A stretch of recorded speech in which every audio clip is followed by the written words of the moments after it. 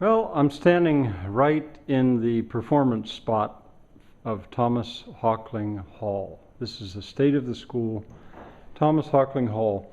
I left the two main doors shut because I think actually you'll be able to see a little bit better without them. So let's just take a look around. I hope sometime to hear Thomas and see Thomas perform here. Thomas Hockling is Shirley's husband. All right, the doors are shut. Right there you can see a bandsaw that Andy and I have begun to build is just hanging there. That's not where it's going to go. If I just go around, well, maybe I should say all this stuff that you see here where the audience would be, it looks like chaos, it looks like a disaster, but it actually isn't. Everything here now has a home, and I know where it's going to go. A lot of it is waiting for the balconies. All right, now back here to the door. In that corner will be a compressor. So there already is a compressor, a little one, but I hope someday to have a big compressor there.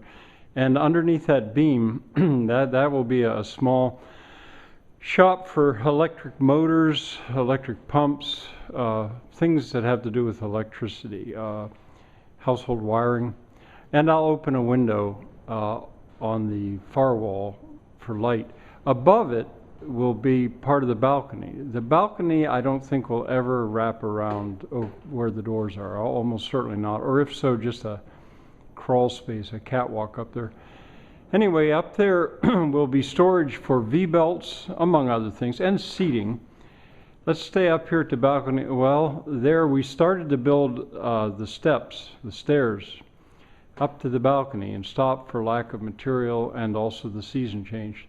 When we get up there, what you're seeing that's tarped is an Estes reed organ out of a church. Somebody told me if that were restored, it would be worth $25,000. As it is, it's maybe worth $10,000. I don't know. In any case, it's probably going to stay there. There'll be a railing, of course. And the steps are going to go on up, and there'll be a second balcony above that, small. And maybe even, well, probably even higher up. But don't worry, I don't expect to have the public here full of the public. If anything, it'll be a, what do they call it, a sound stage. Cameras everywhere. I think the acoustics may end up being very fine. Here, the steps, a matching set of stairs would come down. Let me go back just a little bit. That's the woodworker shop. I will open windows on either side of that blackboard, so it's got lots of light. All right, going back over. In that corner will be the sharpening shop and grinding, basically. You've got to have a lot of light for that. And above it, in the balcony, will be storage of flat belts. At the moment, my flat belts are down here. My V-belts are over here just laying on the stage, and there's some flat belts, ones that I already have. All right, back to where I was. The sharpening shop. Then coming along, the balcony is going to go along there, and underneath it will hang jack shafts to turn equipment from a line shaft that'll be run under the floor. That's why these various machines are there. That's a mortising machine, a large mortiser. And there is a machine, a metal lathe. And I'm going to just walk over there past the piano. Here's more flat belt storage. This is a piano. There's a metal lathe. And it will set there. It'll be driven off the flat belt from overhead, a jack shaft overhead. Maybe while I'm here I should show you right. If I don't know if it'll focus on the view out these windows. I'll go over there after a bit. Then here, I'm not sure. The leather working stuff will go down to the leather shop. A wood turner shop will be in here.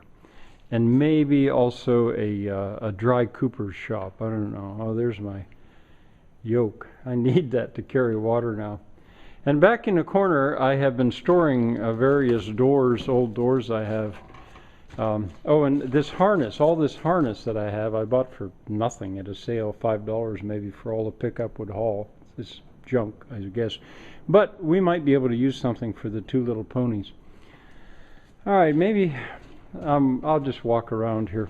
Along the back there isn't room. That's just going to be space to move around the stage that I'm walking on. Here is my storage for windows, sashes out of the high school. I have 300, I think, last count. Maybe not as many now. They'll come out of here eventually, and there'll be a seamstress shop here. This is going to be one of the 2 shops up here that will be heated, because this is over the fireplace and all those stoves underneath by Shirley's Kitchen. All right, and then over here, I'm not sure, but the balcony, there'll probably be some of the balcony here as well. That balcony it'll be possible to walk the whole way around one way or another. Just, I don't know about past the doors. Okay, I'm back in the center, and as I say, almost all this stuff is going to go out or up. It's got its place. It's so much of it's waiting for the balcony. That will be so much fun to build, because in here it's not muddy. It won't be frozen. There won't be wind, and if it's a little bit cold, that doesn't matter. While I'm here, you might want to check out if you haven't seen them before, my chandeliers. 12 of them. I made them years ago for my youngest sister Barbie's wedding reception that was in here. In case you don't recognize them, think of them upside down and on a cow, and then maybe you'll know what they are. And one other thing I guess I'll show you while I'm here is this kiln. A guy gave this to me. It's a slumping kiln for slumping glass. I have tried to give it away twice, and because I don't want it. It's powered by too much electricity, but I think I'm going to reduce it to materials, and from the insulating brick inside it, make a place where I can melt glass with wood or charcoal, or not natural gas. All right, now I'm going to go over there just so you can see what the stage looks like from there. I'll risk my life and go up those stairs. Well, I made it up the stairs.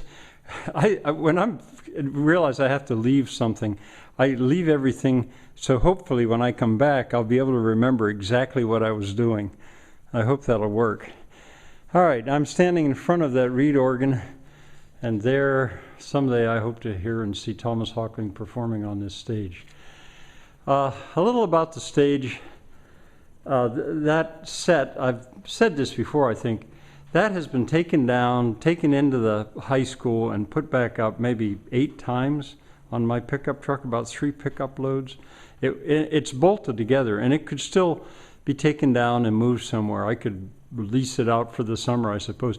But anyway, I built it because I needed 2 balconies. We were putting on Romeo and Juliet, and this was the Capulets. No, yeah, this was the Capulets, and that was the Montagues. And I certainly hope, as a matter of fact, I'm very optimistic that in addition to some days hearing Thomas perform here, that we will put on a Shakespearean play, or many Shakespearean plays here once again. Sentence diagramming competition, a tournament, I hope for that. And what else? I don't know. But and if the public can't come in here because it just is too far away from code, I'll just set cameras up everywhere, and I've learned that word, soundstage. I guess that's what it's called. So I'll just look. And while I'm just looking around at this stuff, and I'm trying to move the camera slowly, I'll say one other thing about Thomas Hockling. There are lots of wonderful performers, but of all the people that I know, he seems to love it the most, and he is so good when he has his guitar and hopefully a band behind him, but if not, that's okay. He's such a performer. And it's in honor of him and all the help he has also been to me, especially in my travels, that I call this Thomas Hockling Hall. All right, and maybe one other thing. Someday up there, I think I'll take some of the panels off and put translucent panels up there, so the lighting is from above, just as it would have been back in the days of, say, the Rose Theater in the Elizabethan time. All right, I'll say bye for now.